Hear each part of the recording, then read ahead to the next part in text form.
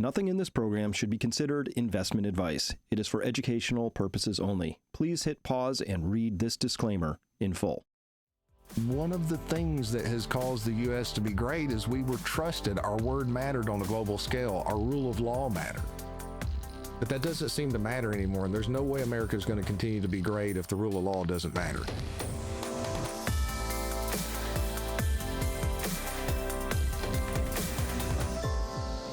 Hello, everyone. Welcome to this episode of Finance U. I am your host, Dr. Chris Martinson, here again with Paul Kiker of Kiker Wealth Management. Hi, Paul. Hi, Chris. Good to see you. Welcome to Fantasyland. Thank you, and it's good to see you smiling because we were just both spitting nails, but we'll get into that in just a second.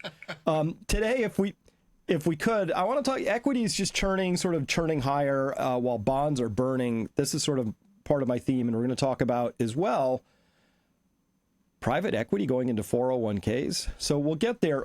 This is the heat map over the last month. And you can really see, Paul, and everybody watching this, it's a story of NVIDIA up 20%, 20.02% in the last month. AVG up 11%, AMD, bright green, all this stuff. So it's all about AI still, right? But it's still NVIDIA, Microsoft, Apple, Amazon, Google, Meta, right? So that's a big chunk over the last month. Everything else sort of sucking wind a little bit down here. And then you have a little bit of green going on over here in the big banks. I'm going to talk about why that is in just a second. But this is really, Paul, NVIDIA up 20%. I heard that as of today, it has the same market cap all by itself as the entire combined stock indices of France and Germany. So yes. One company apparently is worth as much as the combined output of about 110 million people, or whatever the number would be, right? That's amazing. And somebody said it's added an entire Amazon UK division in the past several weeks. Like, it's just insane. Okay, so this is kind of what stocks have been doing here. You know, they've just sort of been churning and powering higher. But what's a little bit interesting to me is that, well, we've seen. Let me see, where do I start? I'll start here on this. So our 30-year U.S. Treasury is now spiked back above 5%, okay?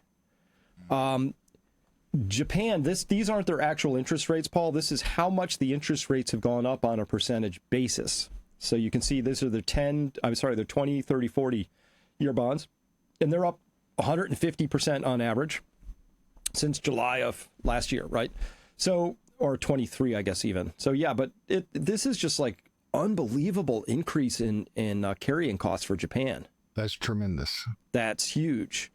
And one of the explanations for that is that on Bloomberg, they talked about how its liquidity is drying up. So Bloomberg's government bond liquidity index hits new highs, which isn't a good thing.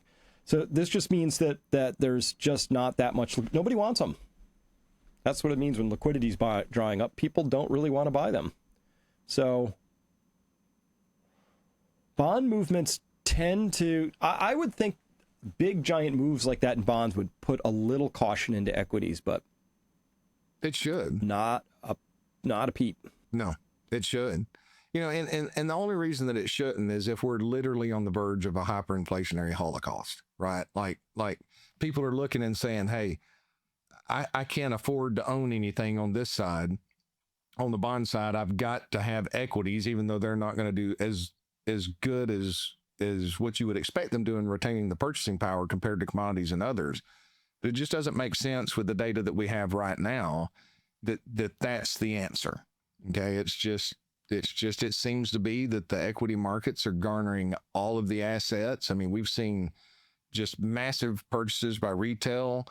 Fund manager surveys have had the highest positive surveys since, I believe it was 2003. I've got the chart in here. We can go back and look at it. It's just kind of an all-in moment. Like, there's this reflexivity, and I had to look up the definition of reflexivity that I thought was pretty interesting. If I can find it here, I've got it set aside somewhere. But essentially, is that an actual term? I thought that was something Soros made up. But that's a good question. Well, it's actual. So it's an actual social term, a social event. So I had to look it up because I've heard reflexivity so many times. So it says, what is reflexivity? In social theory, it refers to the concept that the act of observation influences both the observer and the subject being observed. So, market participants looking in the rearview mirror and watching the markets. So it ends up being a circular feedback loop, and it highlights how individuals and societies shape each other through experiences and interactions. So the best analogy that I could come up with that I have seen, this would be, there may be some expert out there that's going to say, Paul, that's the wrong mark. But to help understand for the average person basically what it's reflecting, in the 1990s, you could buy rental property or buy property and turn around and rent it out for a 7-year payback. Your rental income was enough to pay it back in 7 years.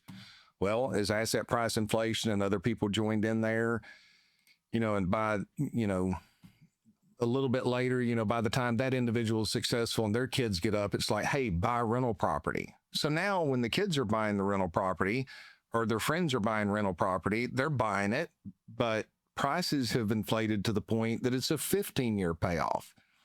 And then you go down the road now to where we are, most properties that are being purchased are 30 to 35-year payoffs in the residential rentals, right? So the reflexivity is everybody comes to the belief that they look back, that prices have confirmed their belief that it's going to continue to go up forever, but they don't pay attention to the fundamentals, the launch pad of where we took off from, because everything is cyclical. Everything is cyclical unless it's completely different. And all of history doesn't matter, because one of the most important things that we have to consider in the investing process, are we investing with something that has withstood the test of time? And in a 10 or 20 or 30-year cycle is not necessarily the test of time, because that may be a generational event. You go from where real estate was overpriced in the 1970s and, it gets overbuilt. So nobody's paying attention to rental properties and that launch pad. I'd buy all the rental property I could right now if I could get a 7-year payoff from the rents that are out there. Mm-hmm. So I think that's what's taking place in the market. We're in a situation, long-term yields are going up. That's completely different from where we were in 2013 to 2019 when interest rates were zero. And yes, there was inflation, but the inflation wasn't as severe as what it's been here recently. And you had quantitative easing, you had all this money printing, which just isn't taking place right now. I mean, yes, the money supply is expanding. That may be more of a dollar issue than what it is from central banks expanding their balance sheet. But rates are higher, yields are breaking out, liquidity in the longer bond is essentially non-existent. But yet investors are acting like we're in the same position we were in 2013 and that the Fed is just going to be able to paper us into prosperity. It doesn't make sense right now. No, it doesn't. And, a reflex is an automatic thing, right? If you hit somebody on the knee and the reflex, you don't have to think about it. Your knee kicks, right? So I get it. So, but I would actually call that, if I was going to name that term, I would call it reflectivity. Because it's sort of like that's what I would if I was going to. I mean, the other one you have to define for me, and I squint at it a little. I'm like, is that the right word? But reflectivity means, Paul, because I'm watching you and I do some things, and because you see me doing things, you do those same things, and so I watch you, you watch me. So the market and the observer become, the investor and the market become one and the same thing. The market does this because they're doing that, and they're doing that because the market's doing this. It reflects off of each other. But if we want to call it reflexivity, that's fine. But that also means contained in that idea is this idea of overshooting. Like you go too far when you get caught in one of those loops. You go way beyond anything that should make any sense, which I think is why I think it was Livermore back in the day. J.C. Anyway, Livermore. but was it the person who said, the market can remain irrational longer than you can remain solvent? Yes. Right. Is that him? And he paid a price to earn the wisdom to share that quote, because he was betting against, what was taking place in the market. And unfortunately, he was a legendary trader. For anybody out there, if you want to, there's great wisdom in the reminiscence of a stock operator. Yeah. So, it's fascinating. But he might today decide that maybe one company is not worth as much as the combined output of two giant nations, and bet against that. But boy, you get your butt handed to you real quick if you go down that path, right? That's right. But there are consequences to all this, Paul. So you mentioned real estate. I just collect the anecdotes. So this is over on Reddit under r/real estate, the subreddit. And this person wrote in and said 45 days and not a single showing. We listed our house on the 1st of June in Wellington, Colorado. And the home is just 2 years old. So they didn't buy it that long ago. It's 5 bedroom, 3 bath, 3 car garage, 2,718 square feet. There have been many upgrades to the home. Even though it's new, they upgraded it anyway. We originally listed the home for $540. We now have it at $525 with a $5K incentive. Can't go any lower than $520. We can't. We're losing money. We bought the house for $539. Plus, we have a home that's being built in another state that will be completed at the end of September. And we've put $27K already into this new home. We're feeling scared and anxious. We have zero clue what to do or how to get people to come and look. What do we do? End quote. It's got a little flavor of 2008 all over again, doesn't it? It sure does. It sure does. The advice is simple. You lower the price. Yeah. I know you can't afford that, but that's a different reality from you have another house in another state being built. You know, the reason people aren't coming to take a look is because your price is too high. That's always the answer. Right.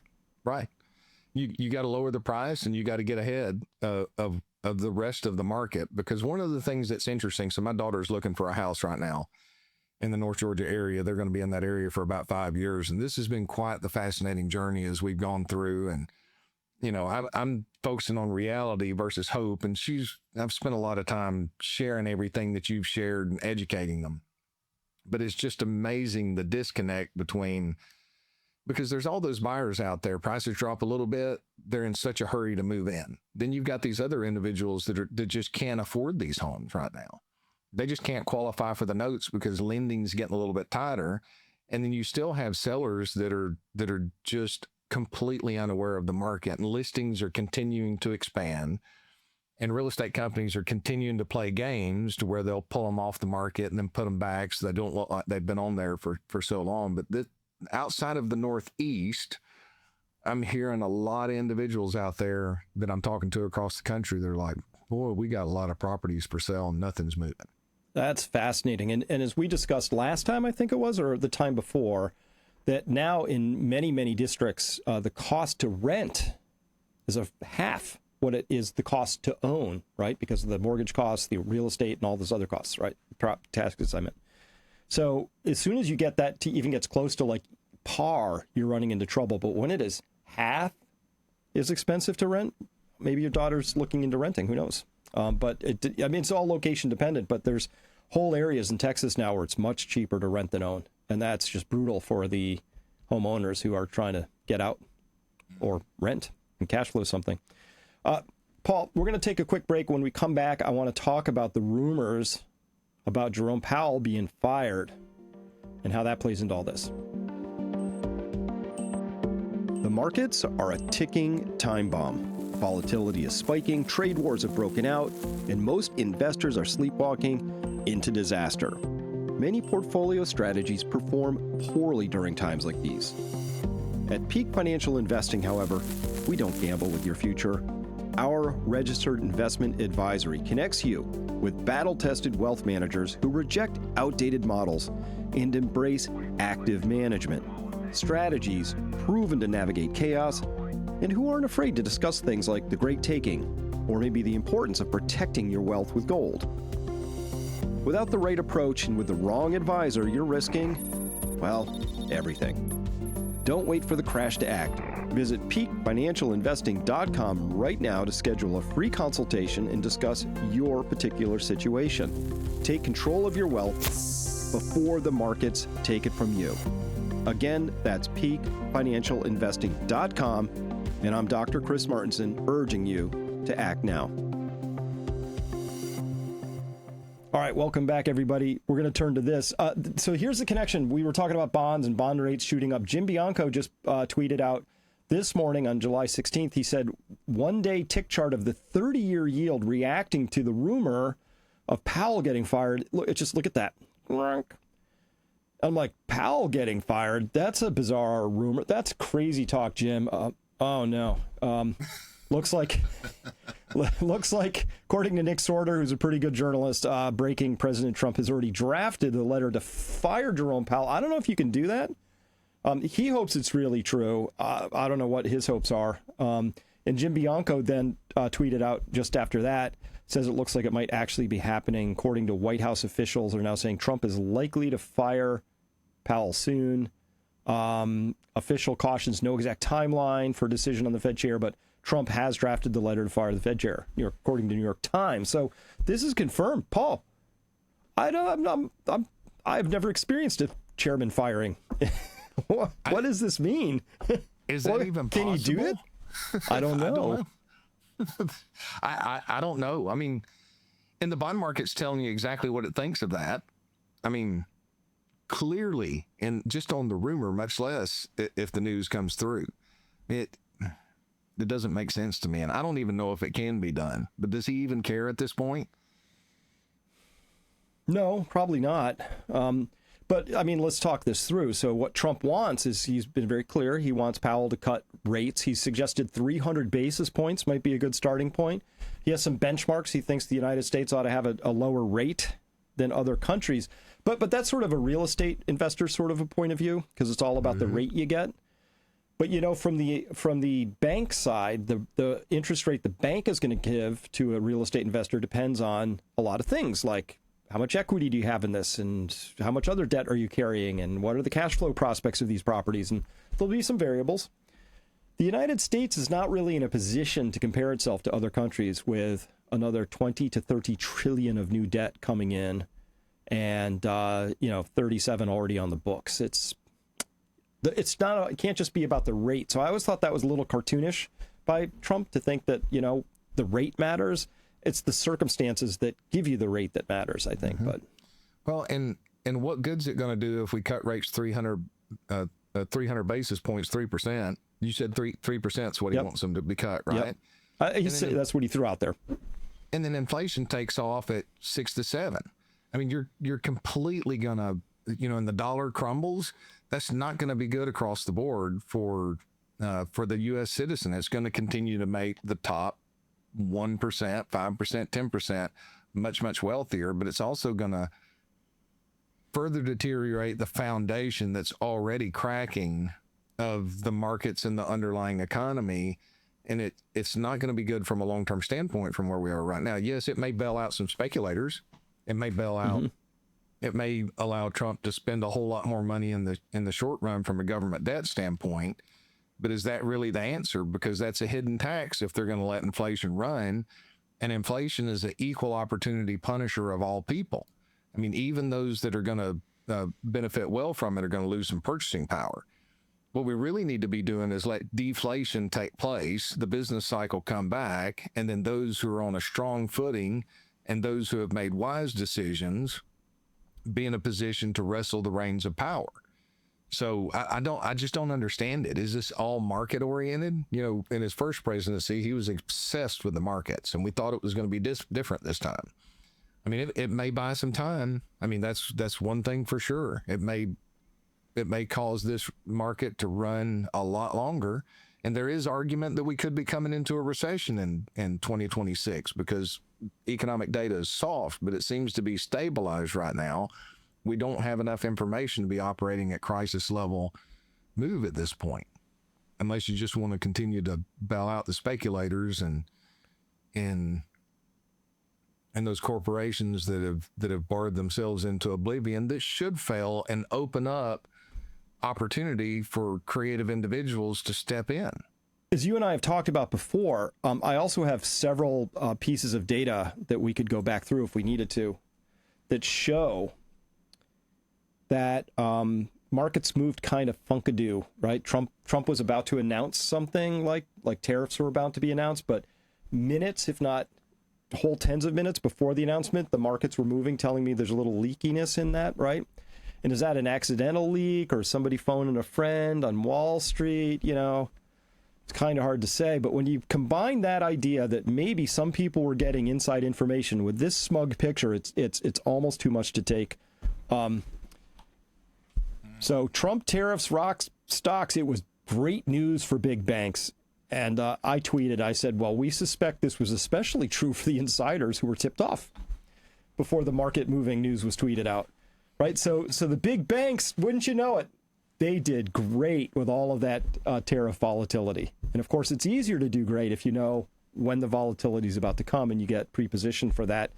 Bloomberg was even just a little, they backed up. They're like, yeah, Wall Street banks were optimistic Trump's second term would unleash a deal-making boom. Instead, it delivered a trading bonanza. And that's all they would talk about it. But is it wrong to think of, that this is kind of a rigged game at this point? That certain insiders have access to information before the rest of us? Well, I mean, the evidence seems to be more than circumstantial, clearly. I mean, it's easy to track in the data and the big moves and how fast they're moving. I mean, if you want to make sure the markets move positively on your news, then let everybody that can front run and move quickly and position themselves to benefit from it to start the momentum, let them know beforehand. And it's just wrong. It's not, and you add to that, I think you mentioned you're going to get to it in a minute, but I still smile and but I've had to remind myself several times, we have to play the game by the rules that are forced upon us. Yep. Because of the fact that, I got really upset last week about all the fraud and the damage that does to the scams that are out there. But yeah, and this was that piece from last week, how to avoid becoming a victim of financial scammers. And we were talking about long bonds even then, but a lot of people are commenting on it, and we had some really good comments. I just wanted to let people know that that exists there. And Paul, anything emerge post? Any more scams come across your desk or people talking to you about it? No, well, I had some conversations, just basically the same thing, that they know people. But what I'm so proud of the listeners out there for is I think we've had somewhere in the neighborhood of 60 people that have already reached in and changed, gotten a special email address for their financial statements and everything. So the team, I love hearing that. The team told me, they're like, give me a heads up next time before you say something like that. And, but that they've all got it updated and everything in place, and that's great because that's just an extra level of protection. And that's great. Good. And then we did have some good news that came out. My CPA emailed me yesterday because I called her. I said, hey, look, I need you to pour through the new tax bill legislation. And she got back to me where I've been going through other areas. And apparently there is some change in the code that if you are defrauded, it's a high hurdle that you have to go through and explain it. And listeners, I am not an accountant. I'm just going off of what she shared with us.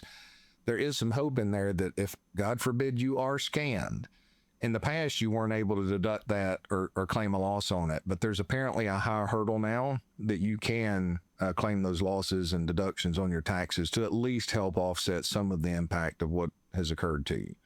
And that goes for the crypto spaces. It goes for some other. You have to prove that it was a legitimate investment that you were trying to make. And if that's the case, apparently you can count those as losses now, where before you couldn't, which has never made sense to me anyway. Yeah, no, that doesn't make sense, especially when you're responsible for any gains you might get. That's true.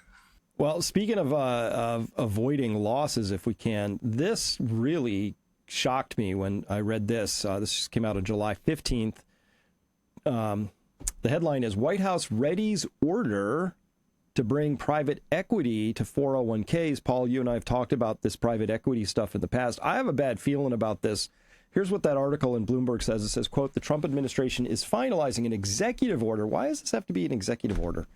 Why don't we get some actual congressional input? At any rate, that would pave the way for 401k retirement savings plans to invest in private equity, according to people familiar with the matter. The move would be a major win for the industry, by which they just mean Wall Street, which has been lobbying to secure a piece of the roughly $12.5 trillion held in 401ks. But at the bottom, it says retirement portfolios are mostly concentrated in stocks and bonds, in part because corporate plan administrators are reluctant to venture into illiquid and complex products. Paul, you say illiquid and complex, and I say Wall Street profits. Oh, yeah. and regional monopolies. I'll tell you a funny story about that. So I walked out to feed some scraps to our chickens and our chicken coop, or chicken pasture and paddock. All the goats are in there, so they're running up, and I'd already tossed out. I'm kind of looking at my X feed. And when I see the news that had come through, I guess because of the scam issue, I lost my temper and I yelled at the top of my lungs like a whole series of expletives. All of the goats fainted. It was so, I mean, all the goats fainted. Well, Holly's in the house. So she comes running out of the house to look and see because I yelled at the top of my lungs, which I normally don't do. And she comes out to find me bursting out laughing. I'm like, I can't help it, and I explained the whole deal to her about, like 28 goats just all, fell over. So I was quite upset about that because, I've already been saying that I'm very worried about private equity and just the sheer advertising that they put out there to try to offload these off to average retail, who is looking in the back, looking in the rearview mirror and saying, oh, if I had just done this, I mean, oh, if you'd have just done what these major college endowments have done, you would have had these type of returns.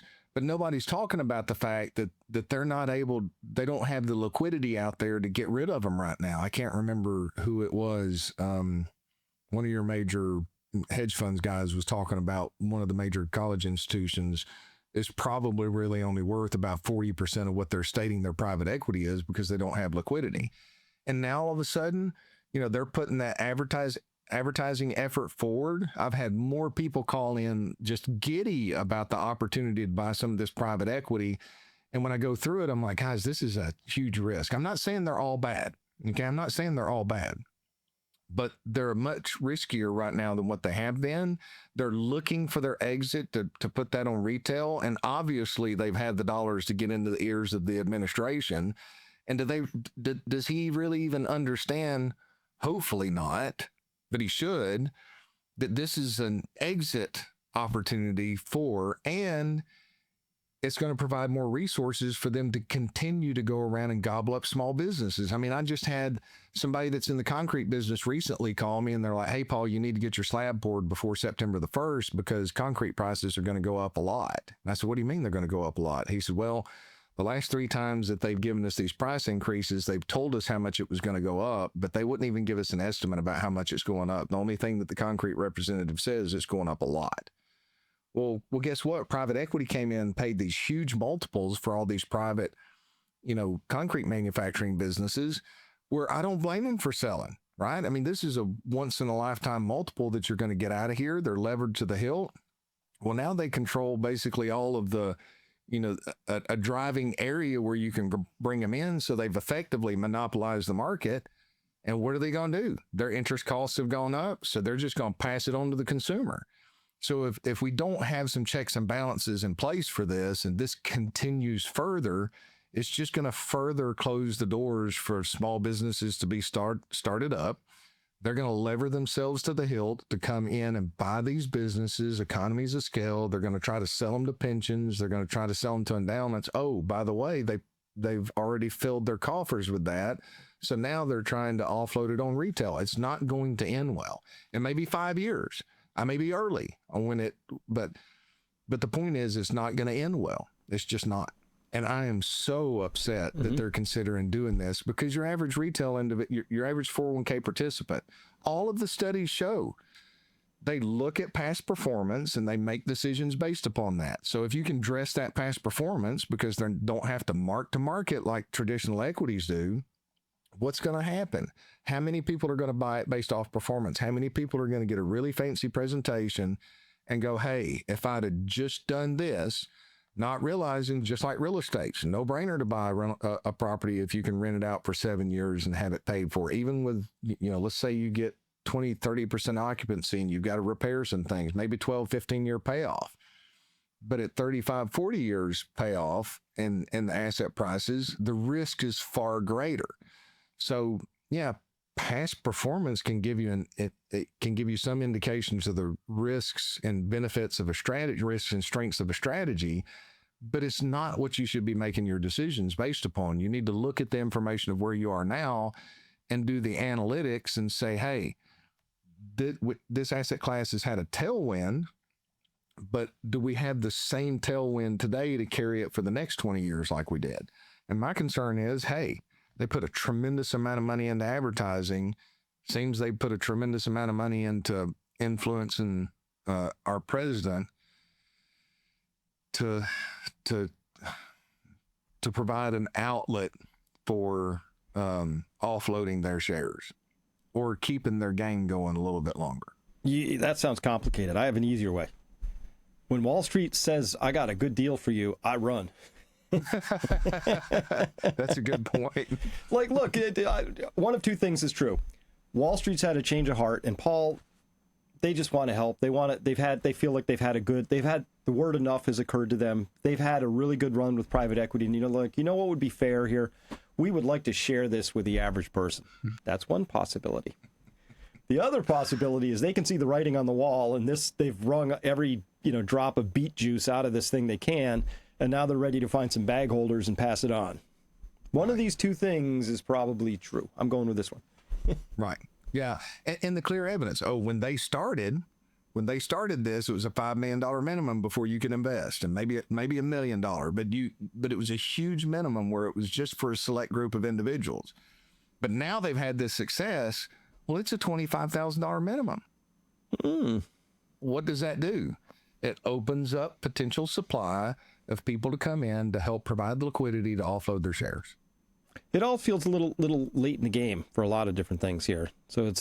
But look, the larger view here is that we've had this very activist Federal Reserve for a long time, and they've just put more and more and more money in and all that. And you and I think that there's some crisis in the future, they'll have to put more money in, and it's just how they roll, right? Mm-hmm. But what that's done, unfortunately, is while they've kept the system going, because that's their architecture. Like, but think what would happen if the financial system. Well, that's one thing you could think about, but you could also think about the next generations and household cost formation, and that actually the whole thing isn't about making money. It's actually about raising good, healthy kids and having stable family structures and intact communities, Mm-hmm. So this private equity stuff you're talking about, it's fancy, that on business standpoint. Yeah, buy all the concrete within a driving range, and then the people stuck in that cone of concrete delivery are your captive audience, and then you can just jack prices up on them. That's one thing you could do. Yep. Mm-hmm. But that's just extractive. It's immoral, actually, as far as I'm concerned. We used to have antitrust laws, and they would apply to something like that. Those don't apply anymore. No. I mean, the laws are on the books. We just don't enforce them ever. Oh, I had a great conversation with our kids over the weekend. Just kind of sitting around talking about economics and business, and all of them are, except for Will, he's at college right now, be in the workforce soon. And I asked him, I said, do you know what a monopoly is? And they're like, well, yeah, I mean, isn't that where somebody kind of corners the whole market? I said, yeah. Were you educated anything in college or high school about monopolies? Nothing at all. And I was Gen X, and I remember clearly having a lot of discussion about monopolies, how they're not good overall, how we should have checks and balances in place. And then that just disappeared. I don't think people really understand how painful monopolies can be. And then you hear stories like Mark Andreessen talking about the prior administration when he went in there, and they're clearly stating we want monopolies because a few companies are easier to control than. And they've effectively done that in the banking business after the 2008 crisis. I mean, your small banks, your community banks that could make decisions in the local community, where your centers of decision making were based in the local community or local region, were making decisions for what best for that region. They were all taken down. The bigger banks were given the guaranteed protection of asset values to come in and take over those. So they further reduced the supply in the community banks that are beneficial. So now you have banks that are headquartered where the decision-making center may not even be in the same region of the country that you're in, that are making decisions for their best interest, and it may not necessarily be for the best interest of the state or city or town that you're in. If anybody is thinking about looking into private equity, I don't want to say it's all bad either, but each private equity deal is a deal. Might come with 100 or 200 pages of operating agreement prospectus, very complex. You might spend 10 grand just having a competent lawyer sort of tell you what it actually says. Mm-hmm. That's right. So that would just be my caution, is like they're each individual. It's not like private equity is like saying I'm buying gold. You know, it's not an asset class. It's a whole bunch of individual deals that we put a bow around and call private equity. And you're right. They're not all bad. I recently did some analysis for a client that was looking at some private equity. And I told him, I said, look, I've looked at, 10 deals here in the past 3 months. And, and like you said, you've got to read several hundred pages and you've got to read the fine print. It's one of those things where, because they're so dense in information, I'll read them in bursts. I'll read 25 pages, highlight a bunch. I'll set it down for a few minutes. I'll read another 25 pages just so I'm focused throughout the whole thing, and then go back in your notes. And so you've got to study these things several times over. And what you got to look for is how much leverage can they take? What's the risk associated with? What market are they going into? How much flexibility did they have inside of there? And those are defined within those. And one of them actually looked really attracted them. I'm like, hey, I can sign off on this. So they're not all bad, but there's just a lot of risk in them, because once you get in them, you're locked in for quite some time, and somebody else chooses the exit, and you have to assume that when you want to leave, you cannot. And if you've got some of these big endowments that are wanting to leave their private equity at this point, and they're having a hard time doing it, you have to assume that you are too. I have the benefit of, back in 2007, 2008, and even afterwards, the real estate investment trusts were this big thing. Well, they pay some of the highest commissions in the industry for the advisors that are selling these things. So one, you got to take that into consideration. Okay. The second thing, they're illiquid. So I've got one that the client came in a certain space, and they're like, hey, what can we do with this? We've been on the waiting list for 6 years to try to exit this particular real estate investment trust. I didn't put them in it. Somebody else did. And they can't get out. There's no buyers out there that are wanting to go in. So you have to assume that you're going to get caught up in something like that, and make sure that you provide adequate liquidity across the board, because it very well could happen. Good advice. And I guess people are lucky to have somebody like you read all those pages for them. Because not everybody's willing to do that. No, I have to. If they're asking my opinion, I have to. It's not fun. Yeah. But, there's a lot of my jobs that I love 95% of what I do. And then there's 5% that's real work. And that's real work when you have to get in there and read those. Well, I just learned something today, so I'm very happy that it turns out that not a lot will make a fainting goat faint, but this will. Yes, it will. I couldn't help but laugh. I was like, okay, Lord, I'm losing my temper a little too much. Thanks for bringing me back to reality. I come down to your farm, Paul. I'm yelling, private equity and 401ks. See if they tip over for me. Hey, the worst part about it, Chris, was I had somebody at the house 2 days before, and I pulled out every trick in the book to try to get those goats to faint.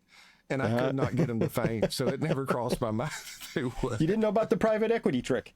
No, it was the private equity trick. Apparently, I spoke a series of expletives so fast it was something the goats couldn't believe they heard before, and they rolled over. And they just tipped over? Yeah. And the worst part is one of them was on a fairly steep bank, so just legs stiff. Not only did it fall on its side, it literally rolled over once, and I felt so bad. It doesn't hurt them, but I felt bad for it still. Yeah. All right. Well, let's think. So crazy markets, though. I mean, I just don't want to get overly repetitive, right? But obviously markets are equity markets. Stupid expensive, right? And so we have to believe that there's some whole new paradigm before us. So you have to come up with some rationalizations for why this time is different, right? Which is tricky.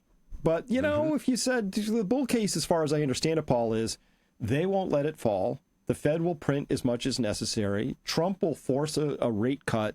These are all like shenanigans as far as I'm concerned. It's like, we're going to do things to keep this expanding and extending, rather than saying, hey, we have this new technology, it's called AI. Here's how it's going to positively impact both earnings, labor, capital, et cetera, in a generally positive way. Mm-hmm. Right? But I haven't seen anybody make the strong case yet, except to say, we're back, America's on fire, we're going to have this booming economy. And I'm still looking for the substance of that, because it's one thing to say we're going to bring manufacturing home. It's another to explain how. Right. So I will tell you, as a local resident here in Massachusetts, that our rules and regulations are sufficient that if I had a choice of to where to set up my new business, and I could choose some non-interventionist, non-nanny state, non-overly burdensome, technocratic, bureaucratic, regulatory environment, maybe even Mexico, I might do that preferentially, right? So I just think that I don't know how you clean up decades of sort of like NIMBYism. Our country is sort of hated on employers, is hated on industry, is hated on certain industries more than others, right? Mm-hmm. Particularly manufacturing. It sure has. And it convinced the whole education of individuals that that's not where you want to be. And look, I hope we do get manufacturing back here. I mean, we need it from a national security standpoint, but it takes time. It takes time to work through the regulatory process. And as of yet, have you seen any major moves in reducing regulation across the board at this point? I've not seen any news come out. Mm-mm. So, we're in a situation, and I wouldn't mind sharing this because I like to give credit where credit is due. And let's see if I tried to make this as organized as possible. So this was the Yen to Zen, his most recent, and it's really, really good because he puts out, visually, Remy does a great job in his Mad King newsletter by the Mad King. So this was his most recent. So let me get through here. There were a couple things that I want to point out. He's just talking about global demand index. It's slightly in the contraction area right here, if you can see on the right-hand side. I mean, it's stable, so that's good, but it's slightly weak. And he talks about financial conditions are tight right here, but they're showing signs of bottoming, much like they were in 23, 24.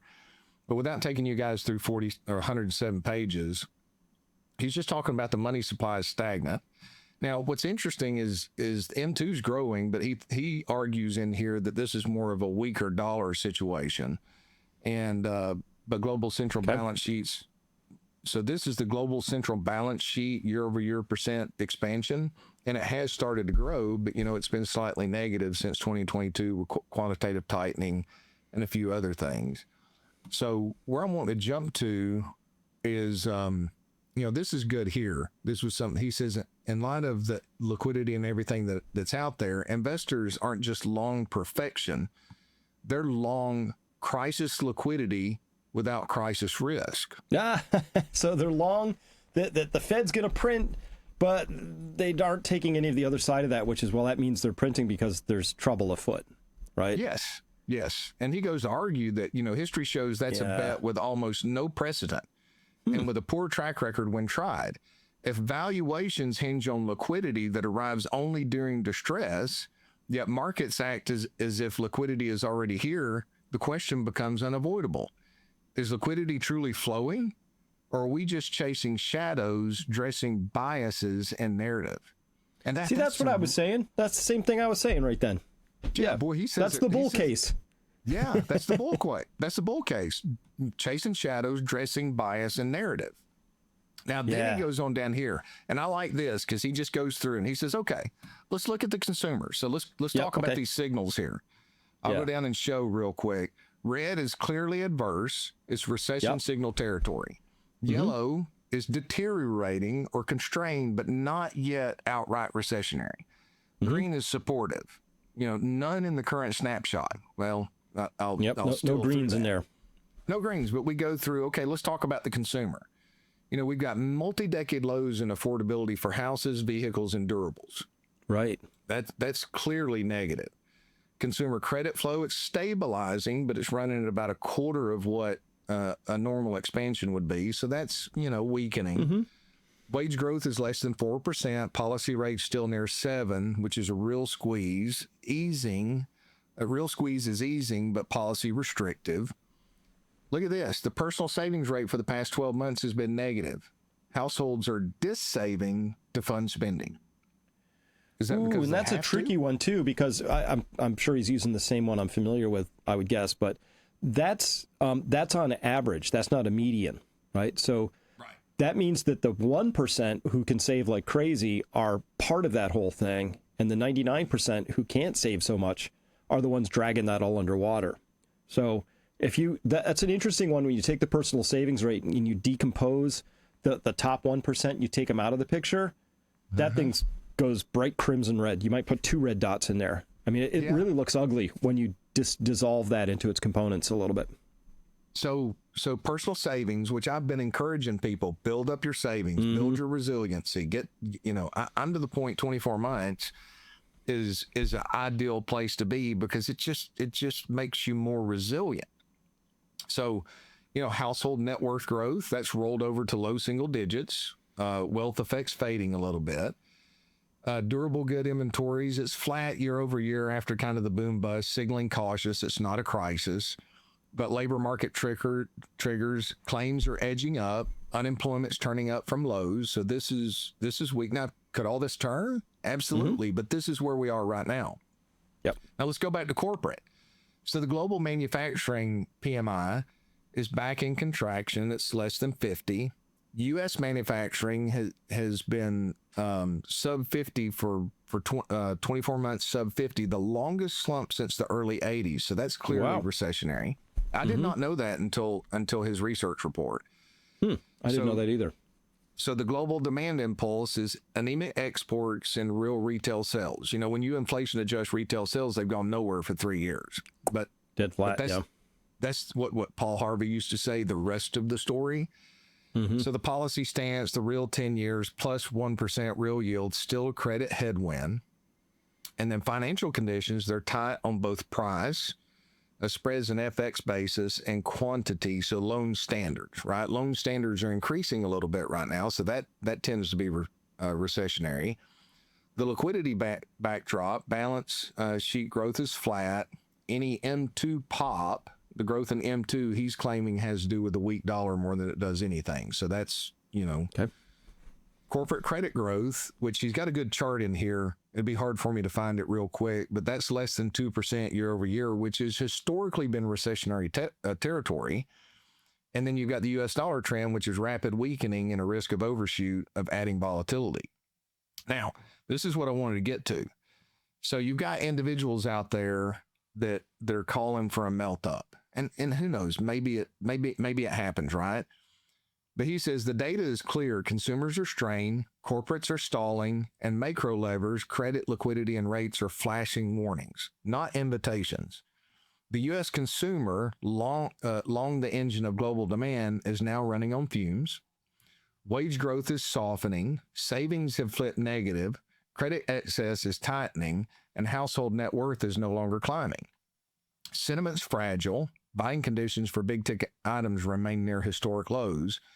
And on the corporate side, the picture is just as sobering. Manufacturing's in contraction, credit growth is recessionary, global demand is flattening, and the policy mix remains restrictive with little fiscal or monetary slack to cushion the downside. So this is what I like. This is not fertile ground from which broad-based growth typically emerges. It's classic late cycle setup, one where every incremental gain in asset prices comes not from a shift in fundamentals, but from a narrowing set of speculative assumptions. And yet markets continue to climb. So, and this is a great summary. Hopes of another AI-led boom, soft landing optimism, and a belief that liquidity is just around the corner have fueled a potent but precarious narrative. The question isn't whether things can go up. They already have. Like I sat there and read that like 3 or 4 times. That's so clear in his thinking.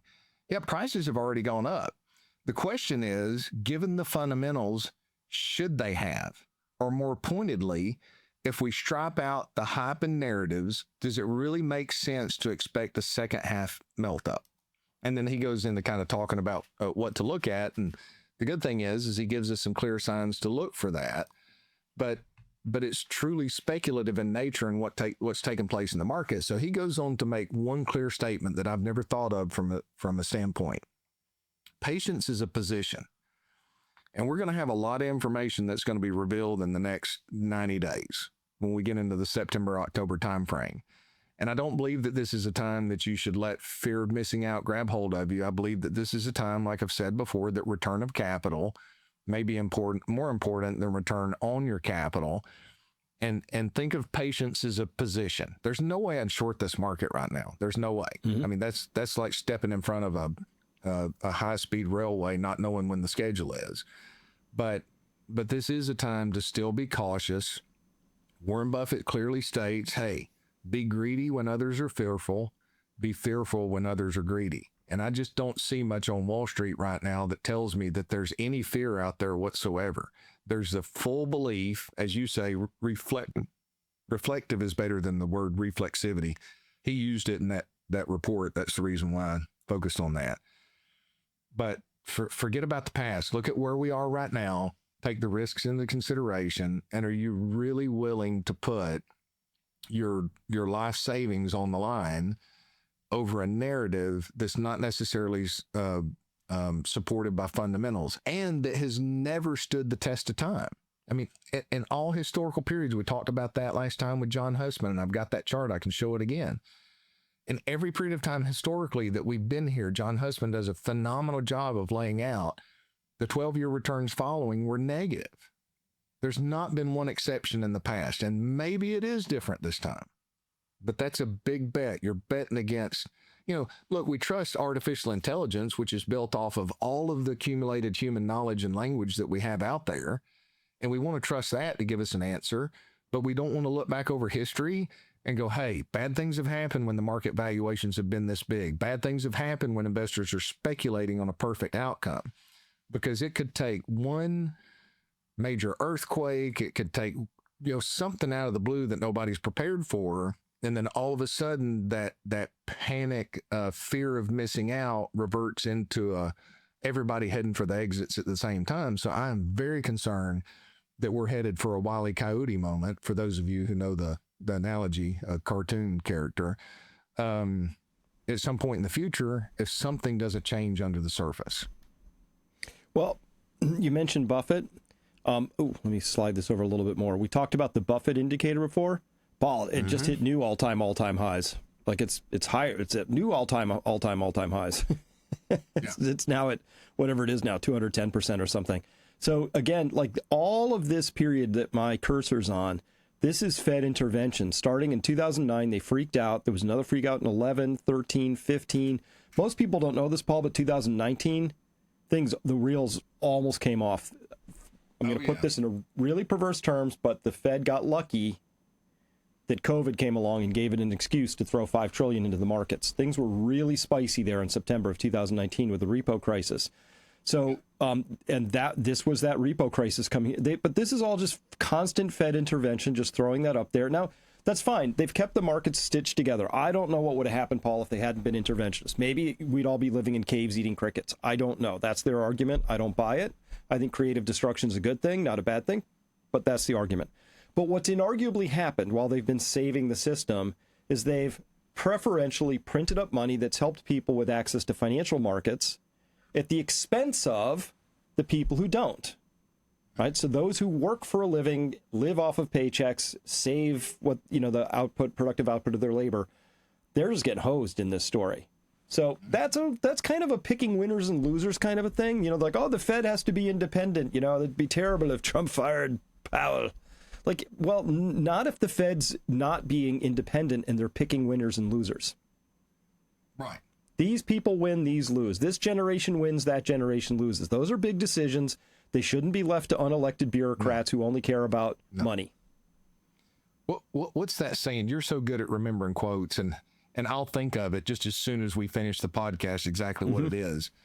But it's like, I stood by while they came for you. And, they came for all these other individuals, and all of a sudden I stood by and said nothing. And then all of a sudden they came for me. I guess I could Google search it and find it. But that's the problem of where we are. If they continue this, it's somebody else.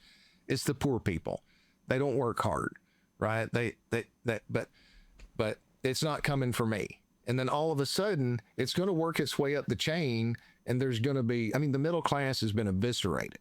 And we've set up a society already to where if you make a mistake, a major mistake, a major fraud mistake cannot be recovered from in a market environment like this where asset inflation continues to take off.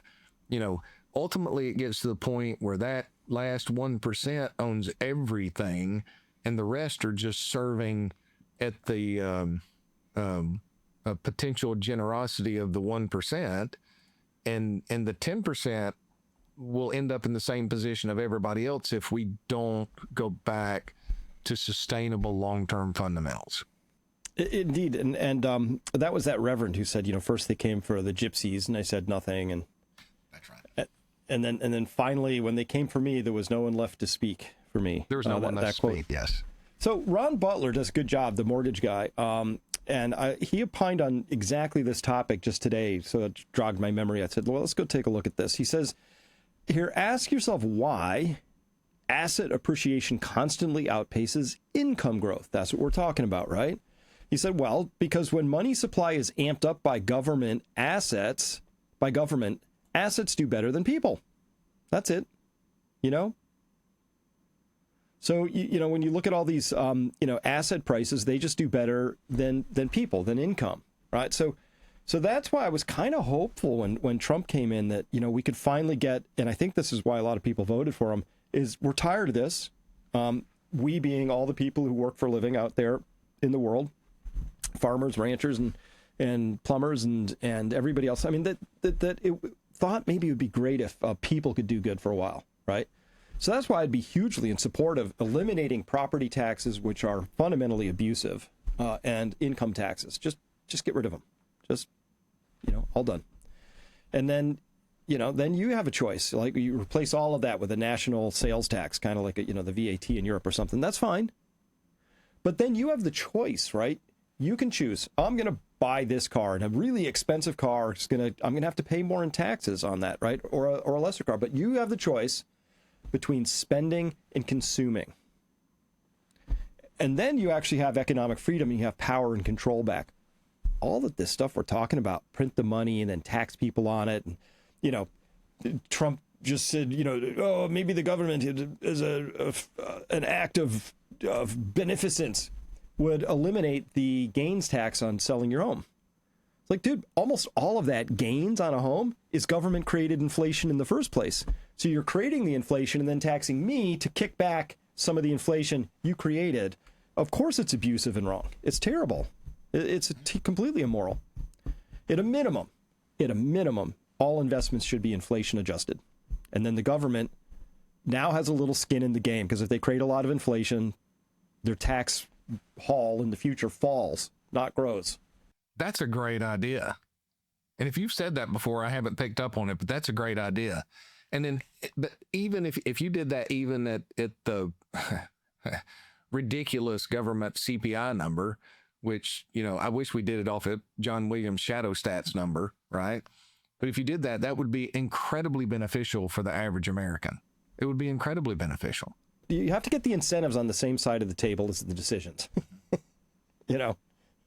So that would be great. But point is, through all this, Paul, talking to my kids, talking with friends of theirs, talking with young people, there's a lot of people really struggling to understand even what the game, like, how are they supposed to play this game? Right. Home ownership has now been completely locked out for a whole group of people. Mm-hmm. Completely locked out. So not yours. You don't get to play that game, which often factors into, am I going to have a family or not? Because it's one thing to have a house, and you can entertain ideas of having kids and all that entails. And of course, this is a young parent. You need your space. Kids are crying at 2 a.m, and you can't have somebody yelling at you from above and below in the apartment complex you live in. It's just easier and all that. But they don't know how to get ahead. And we've talked about the insurance, right? Costs now that are going through the roof, and nobody's saying nothing. And of course, property taxes going through the roof, everybody just shrugs. What are you going to do? But the whole system is going off the rails on that front. So I think we need some kind of I was kind of hoping we were going to get a reset on this, and we didn't. We're going to get more spending, and the story I'm supposed to buy into is that we'll make it up on the denominator. We're going to have more growth. So there'll be more jobs and therefore more income, so people will be able to afford all this inflation that's about to come as well. Because that's what happens when you deficit spend. Right. I like to take anything. If you continue it to the extreme, what's the end result? Did anybody enjoy the hyperinflation of Weimar Republic in Germany? Their citizenry didn't. It was catastrophic. Zimbabwe, all of the others. I think Israel's about the only one that's pulled it off successfully from anything that I've studied in the past, but it was a short burst of period of time. But, you know, you look at the end result, it's just not sustainable from a long-term standpoint.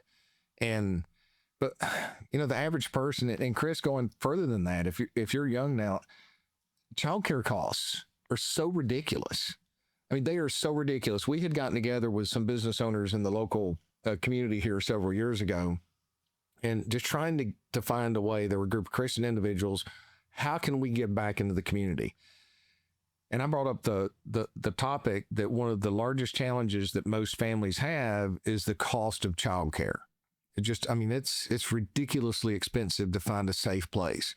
So we all had the bright idea, let's get together, let's see if we can pull some resources, and let's try to find something that just covers the cost, right? If we don't need it to be profitable, just covers the cost. We'll try to find some good people to come in there. The regulations, the risks, the insurance costs, the blowback risks that were there were, you know, and yes, you have to make sure that the right people are there. Okay. I mean, horrible things can happen if they're not taking care of the kids, but the regulations and the barriers to entry are so high that all of us with a sad heart said, we can't do this unless we're running this thing completely ourselves there in and day out.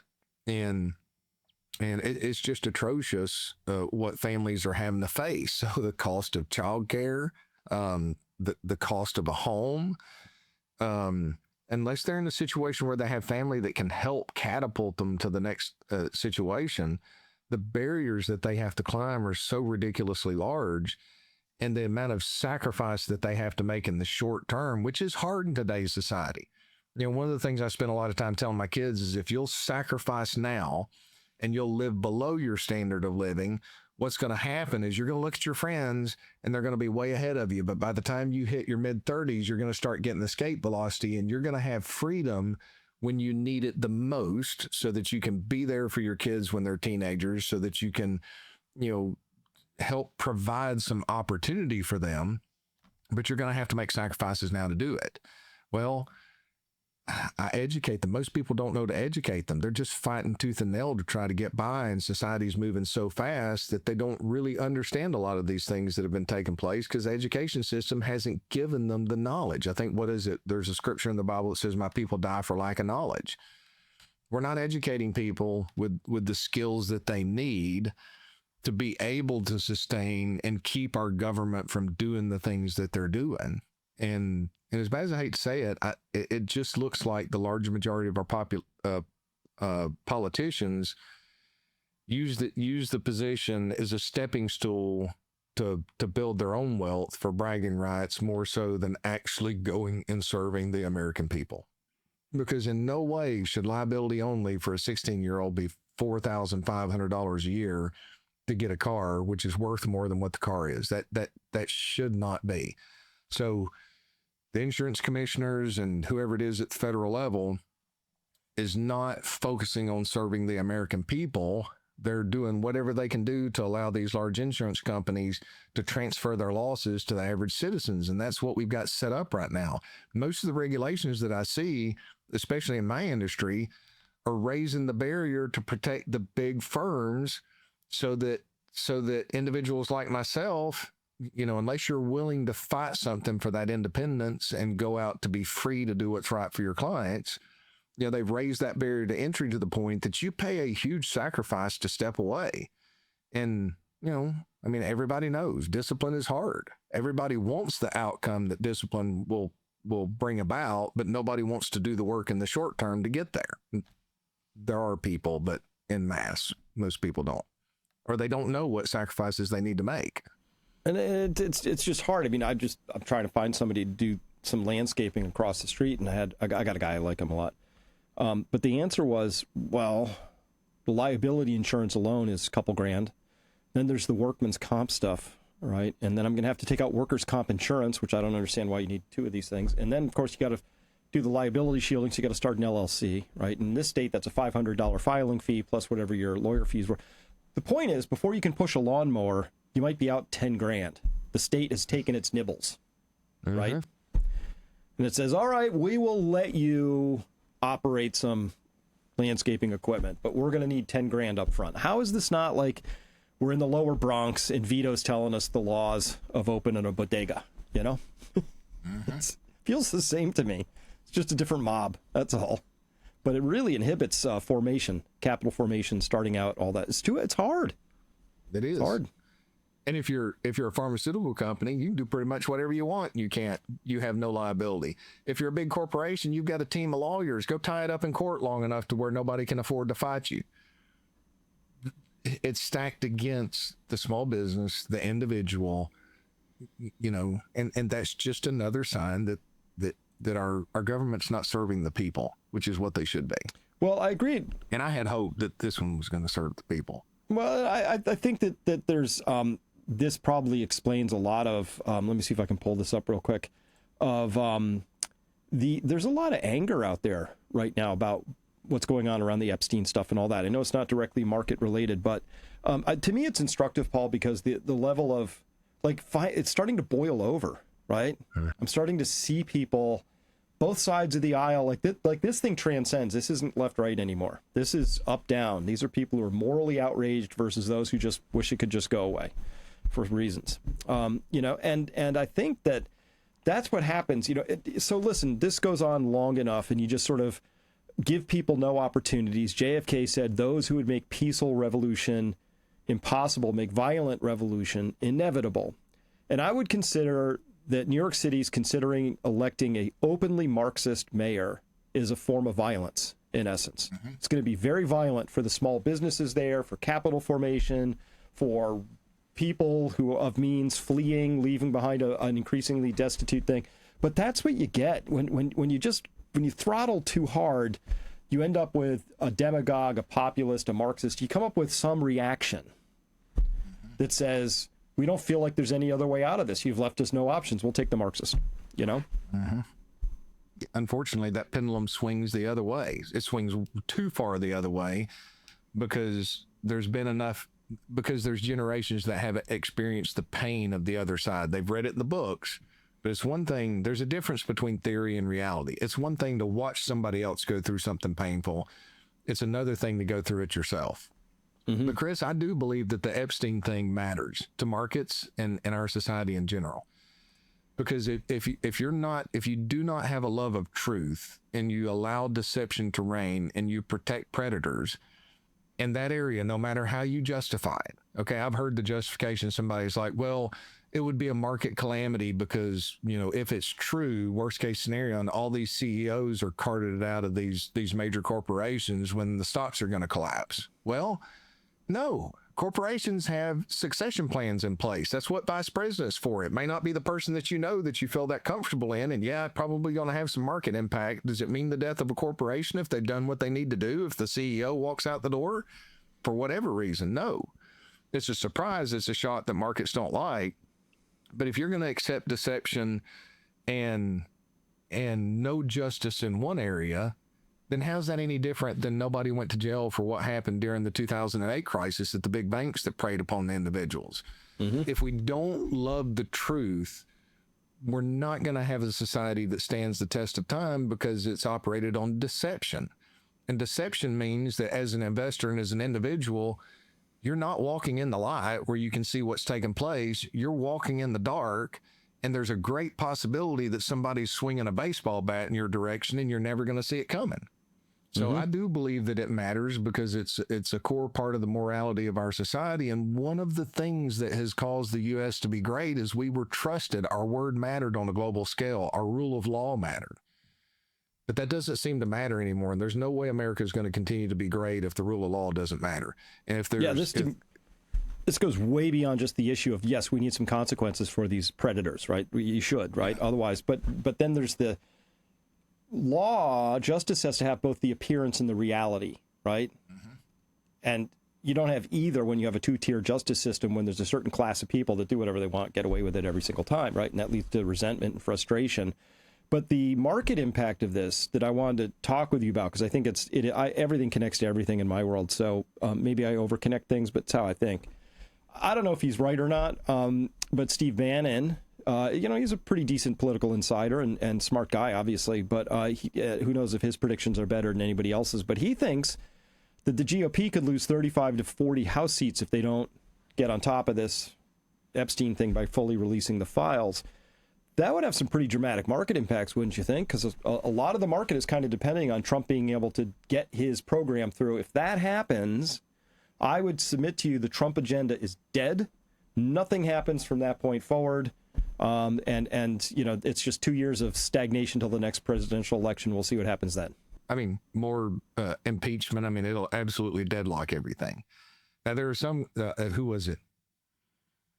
I can't think of the individual that claims that, hey, just because the big, beautiful bill passed, that locked in everything that Trump wanted to accomplish, and the rest of it's just dressing up around the edges. But I would assume if that political pendulum swings far enough in the other direction, you can upend everything that's been done right now. So I don't understand. And it wouldn't surprise me. I mean, there's no way that I can support anybody that voted to not release those files. So hopefully somebody else that I can support will step up and run against them, because I think they're going to have a really good shot of replacing them. As they should, too, by the way. Yeah. So, but this is starting to get, again, to your point from the Mad King, we're priced for perfection. I see some possible imperfections. I was like, yeah. This could be a little awkward, right? But we're priced for this, everything working exactly as it should and very, very smoothly. And we're at a very awkward political juncture here right now. And this is really bipartisan. I don't know if you saw this, but the Rasmussen guy was saying that, and I love Mark Mitchell, but the Rasmussen reports, they do the best polling out there. I trust him the most out of anybody. 2/3 of every political category, that's 68% of Democrats, 66% of Republicans, 69% of independents or unaffiliated voters, reject the idea the Epstein case is closed. Only 16% of America thinks the case is closed. 2/3 across the aisle, even Steven, say that there are dozens of powerful and wealthy offenders who need to face justice. That's a startling poll right there. That is real political kryptonite right there.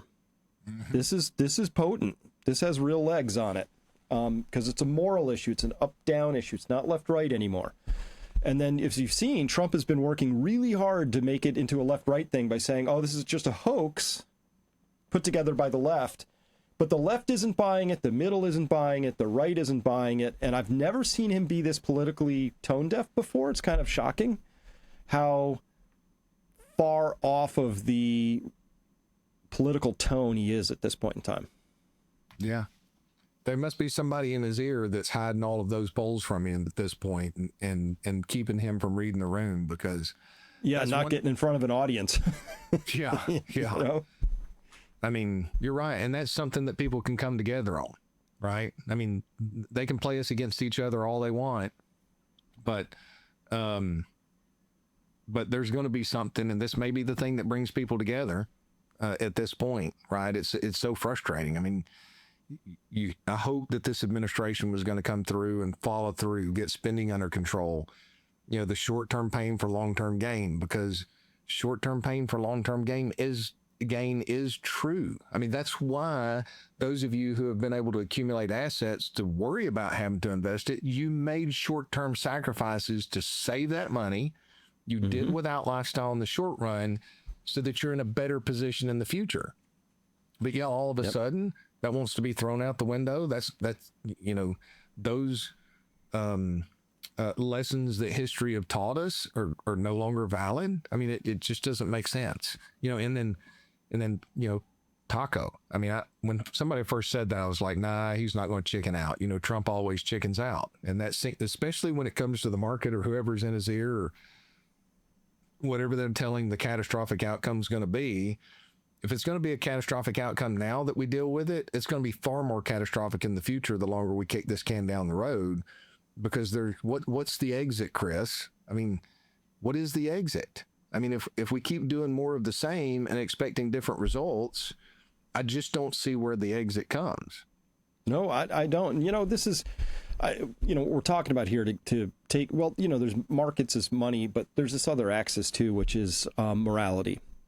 And, you and I are people of high integrity, and we'd prefer to live in a world of high integrity. I think 95% of people want to live in that world, and there's just a few percent of people that can really make things bad for everybody, and that's how it is. And they tend to float, unfortunately, through politics.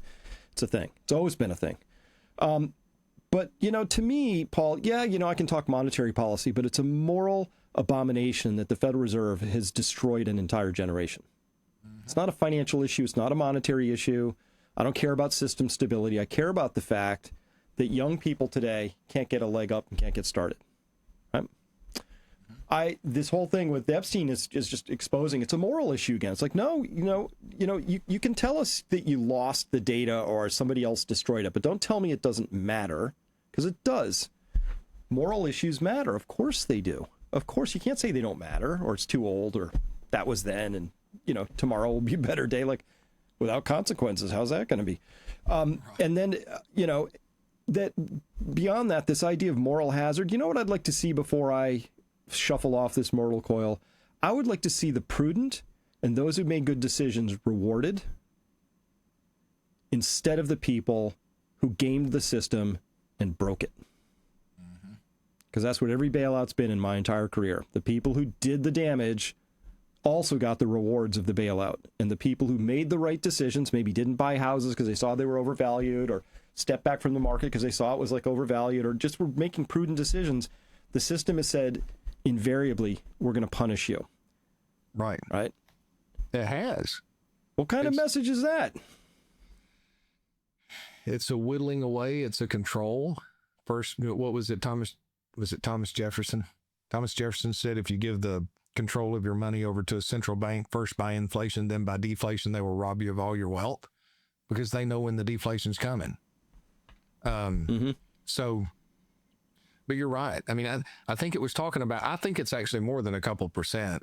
Was it Jordan Peterson stated, if I remember correctly, 10% of society is psychopaths or sociopaths? I can't remember the definition of psychopath and sociopath. Sociopath has no feelings, right? But they have no regard for others. And his argument is, out of that 10%, a just law system keeps them in check. Because when one of them does something that capitalizes immoral on others, you have to have a legal system that delivers consequences for that, so that some of that 10% looks and says, well, I would do that, but the consequences are too severe.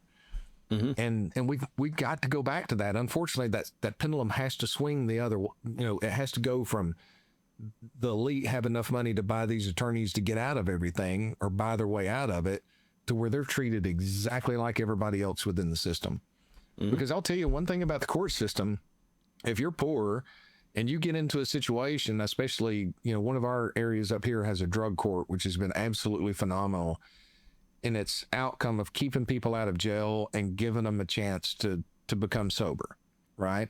But once you get into that system, the fees that you have to pay, the costs that you're having to pay are exorbitant, right? I mean, it hinders them for the rest of their life, as expensive as everything else is. But yet, if you're connected in the right places and you've got the money for your parents or you yourself to pay enough attorneys to get out of it, then you can get out of these things, right? Yeah, you pay a little bit of a price, but it's not catastrophic overall. And it's got to get back to the point where justice reigns again, and that pendulum is going to have to swing in the other direction. There needs to be severe consequences for preying upon the American people and preying on the elderly and preying on others. There has to be there, but right now there doesn't appear to be any at all. Not from what I'm seeing. I mean, scams and frauds are continuing to increase, and we don't have yes, they're good. There's legal systems in place, but they're not hunting these people down and making them pay the consequences en masse. They're catching some of them,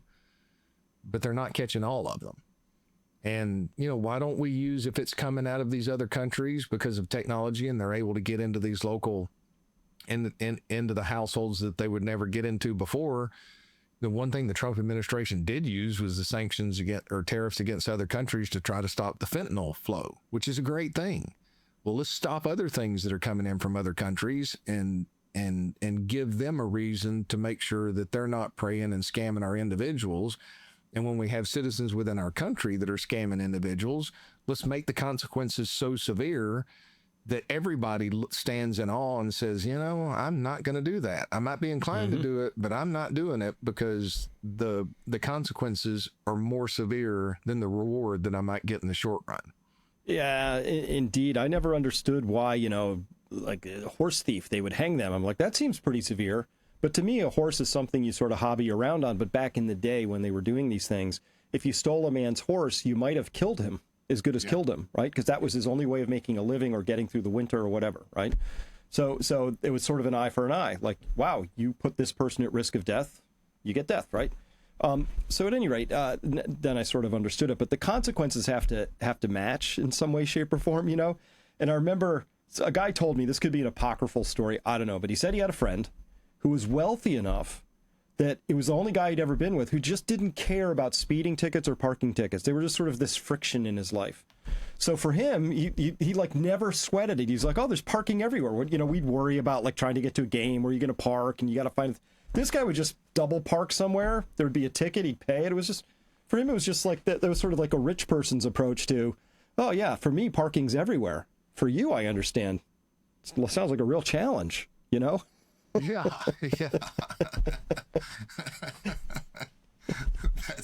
That's a pretty good analogy of what society has become at this point, really. Yeah, well, that's and of course all enabled by our activist Fed. So if Jerome gets fired, I don't really care. I actually think that Fed should be ended as a concept. I don't think we need them, and I honestly think that our own government should be issuing its own money. We don't need an intermediary, a middleman who ends up charging us through his banking cartel buddies. 1.2 trillion. That's how much the U.S. government's going to pay for the privilege of borrowing money from the banking system. So it's a $1.2 trillion service fee. Seems a little steep, you know? I bet you could administer the whole thing off a laptop these days in a little AI. I bet you could. Let the free market reign. Yeah. I mean, yeah. You know, and I know I'm going back to this theme, but what's AI? It has the ability to gather all of known language and publications and everything that's out there, all the information that we have. Yeah. And it's incredible in its outcome and ability to calculate, do mathematics and problem solve and look at different scenarios.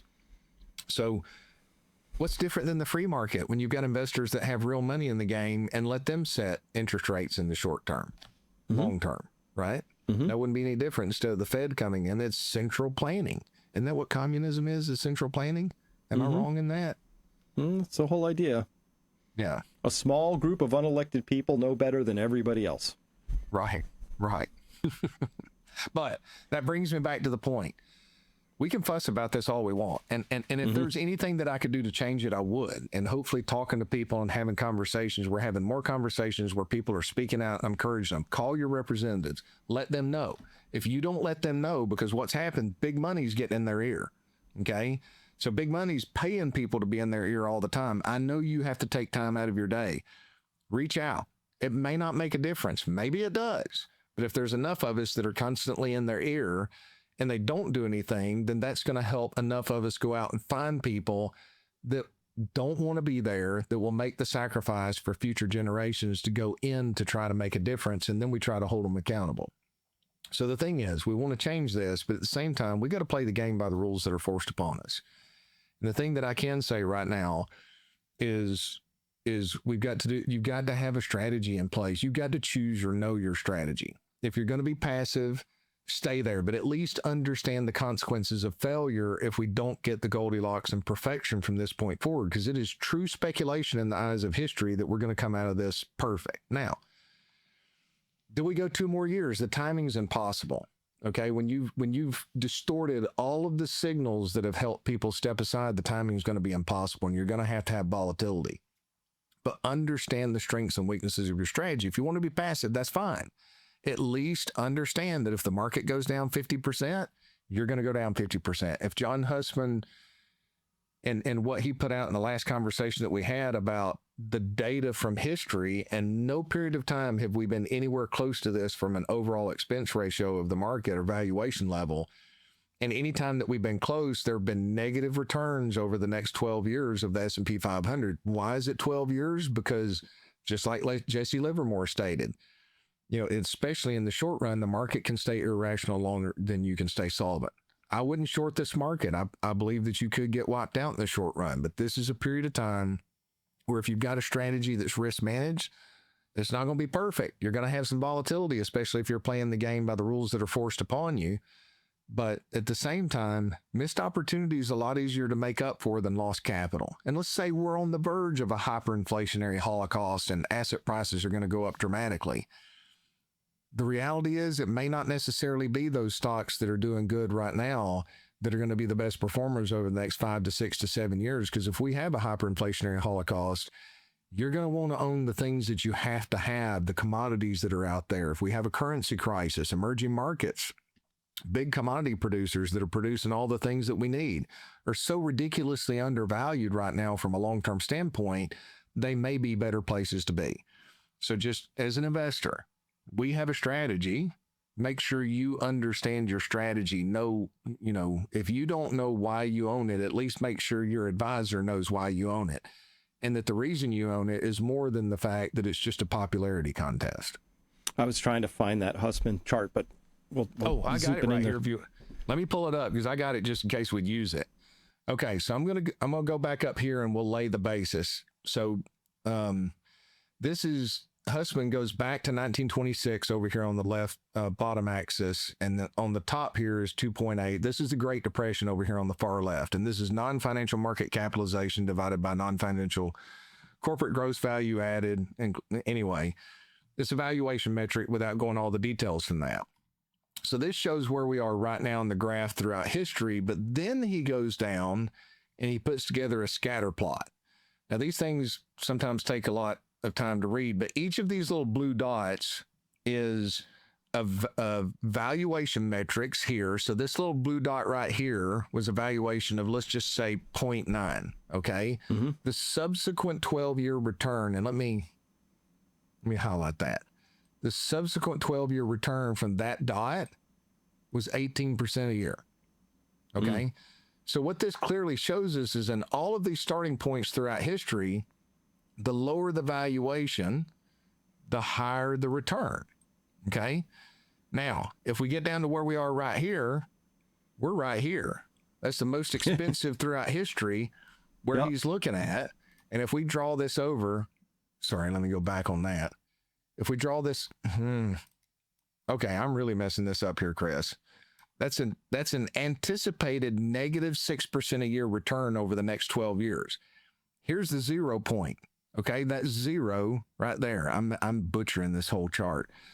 But if you look at this 0 return, every one of these other actual historical plots has had subsequent negative years for the negative returns for the following 12 years. So let me back some of this stuff out of here. This is where we are. Should we be speculating? And is the market speculating? Because if you look at the weight of the evidence, what is it? People that are really good gamblers, they know the statistics on the hand that they have. They can't control everything, but they know the statistics on the hand that they have. So if you don't even have any face cards or not even a pair, are you going to go all in? I mean, that's basically the hand that we have right now in the economy. You don't even have a good hand, but you're going to call everybody else on the table blind because we've got an unknowable future. So you have no clue what the hands are for the rest of the people at the table. And I will tell y'all, I'm butchering gambling because I'm the easiest person to read at the table. So I'll play blackjack, but I will not get into poker because I have no poker face. I mean, I can put glasses on. I have to, I can go in the other room and maybe do good, but that's about it. So that shows where we are. And that's that negative 0 line right there. So valuations are stacked against us. Even look at this. So this is out here on the range. Okay, that was expensive, but the market in the subsequent 12-year period of time only did 2% a year. Yeah. And by the way, let me just really belabor the point. That thing you've circled in the lower right quadrant down there, that worst time ever. If if there was some debate to be had, Paul, it's some other point, a dot with that equivalent reading, which is what, 2.8 or 3 something. I can't really see. Let me back that out because I can't read it now. 3.46. Okay. Just draw a dot anywhere straight vertically up there somewhere. Just doesn't matter. Like there would be a dot up there somewhere, right? Yeah. There'd be a dot up there. We'd say, okay, well, here's how it worked. And we could go study that dot and say, okay, why in 1948 did it also have this crappy 3-point whatever reading? But the returns were positive. There are 0 dots up there. There are none. None. So that means something has to fundamentally be different. The only thing I can think that's truly different right now, because it really is very disruptive, is AI. You want to know the funny part of this story, Paul? You can go to AI. And by the way, Grok 4 Heavy is the bomb. It is really unbelievably impressive. But that said, go ahead and ask Grok or ChatGPT 4, either one of them, and say, hey, tell me about the most likely outcome of AI becoming dominant within our economy. And they'll all give you the same answer. Highly deflationary. It takes jobs away, right? It doesn't create more jobs. It doesn't create more prosperity for more people. It does the opposite of that. It more hyper concentrates the wealth to those who are the operators of that new AI digital universe. And it has a lot of losers in it that, frankly, we already know how we deal with losers in our culture. We're like, oh, yeah, I guess you should learn to do something else, right? Like we have no compassion. There's no heart, right? You know? They just would pass a law that you can't sell raw milk, and all the raw milk farmers are going to have to go figure out something else to do, right? They don't care. So I would just counsel people that this idea that it is different this time and there's this really bright future, go ask AI about that and see what you come up with. I'd be interested to see if somebody, maybe Grok just tells me what it thinks I want to hear. I don't think it's doing that, but maybe, it's not that I want to hear this, but I've already deductively sort of run through this idea that if AI can do the same job that a person could do, but it will do it tirelessly and better, it's going to take that person's job. Yeah. Because that's just the world I live in, right? So, yeah, it sure puts that. What was it? What was the organization that had the advertising campaign several years ago that says it's 2030, you will own nothing and you will be happy? Oh, that's the WEF. WEF, that's right. World Economic Forum. Yeah. So, hey, and that's one of the reasons why I got my goats. I got my, sharpening, working on my soil. Not everybody can do that, but everybody can do it in some manner. I will say, because of time this year and some of the things that we had going on in the family, we did like our tomatoes and some raised beds. We've had some asparagus and even lettuce. Like Holly and I had just 6 foot by 4 foot raised bed. We ate lettuce from, in the fall and in the spring that we grew. And it's, I'd hate to have to do that to live. I watch these shows with people in Alaska that live off the land. They're brilliant, Chris. I mean, they work hard, but they're brilliant. And but I'm, hopefully we don't have to use those skills, but those are skills that I believe that if you're inclined to it at all, learn them. And that's what community is about. It may bring us back to community to where everybody's going to have skill sets that we're going to have to rely upon if this comes worst case scenario. In the interim period, what we can do with the resources we have is try not to get caught up in the narrative. Remember, how many people that are out there that now that they have the information from the COVID era and all the propaganda that was put upon us, right, that would have made different decisions if they had the information that we have today. Okay. So the markets are no different. It's just that we all buy into them because fear of missing out, the belief that's there, the pressure that we're feeling. You have to control those emotions of fear. Don't make decisions out of fear. Try to control that. Sit there, pray about it. I'm big, just pray. Bible tells us, I don't know how many times, a ridiculous number of times that should stand out. Do not fear. Okay? We got to make the best decision that we can make from a long-term standpoint with the information we have today. And I don't believe that there's going to be any one asset class that's going to save us. You're going to have to be diversified in there. There's some that I feel ridiculously comfortable overweighting, but I'm not going to rely upon one particular asset class that's going to be my savior for me. I may overweight it, but I'm also going to be looking at other areas to diversify because we don't know what the future is. We don't know how things are going to change. We just have to take the information we have today, and we have to have a strategy in place that can help us adapt in a consistent manner to an ever-changing environment as the years ahead unfold. Well, Paul's story as old as Wall Street. There's times for fear, times for greed. Sometimes you want to be overweight in growth. Sometimes you rotate over to value, and sometimes you rotate into consumer cyclicals, staples, and things like that. But you should also, there is one asset class you can really rely on. You should rotate also into fainting goats, obviously. Hey, if anything, they're a blessing from the Lord to make you chuckle whenever you get really upset about something. So that's the one asset class you can count on. It will save you under certain circumstances when no other asset class will perform quite as well. So, hey, I'll tell you another funny story about those goats. This is a good one. So it was last winter, and I was actually listening to you, and I had, because the goats were loud and they're talking to me the whole time, the chickens are there, I had it on noise canceling. And I'm feeding them and watering and kind of petting the cats and just, like sitting there in my own little moment, oblivious to anything that's going on around me outside the animals. And I'm just like thanking the Lord that I've got this life here on the farm and just enjoying it. And, this was just great to watch them and name. And I've got one that I call Joseph because he's multicolored. And all of a sudden I'm kind of sitting there and they just they fall over. And I hit pause. I'm like, what did I do? And in the background, faintly, I can hear Holly cackling. She's laughing as hard as she can possibly laugh. And it was as simple as this. She had one of these Columbia ankle length, long, bright red coats because it was cold that day. And she came down there. And when she walked around the corner, this red creature pops out and all the goats faint. And, you never know what's going to cause them to faint. I would have never imagined that did, but it made us chuckle at that time too. Well, for everybody who wants to talk to Paul and his wonderful team, just go to peakfinancialinvesting.com. There's a very simple form to fill out. And within 48 business hours, somebody will be back in touch with you from Paul's team to schedule an appointment. Come on in, give them a ring. And I will say, I love going through the plans because it's beneficial to everybody that we run into one way or another. At least gives them the peace of mind to know where they are. And half of making good decisions is knowing where you are. Do you need to speculate? Do you need to gamble? Can you afford to give up a little bit of opportunity in the short run?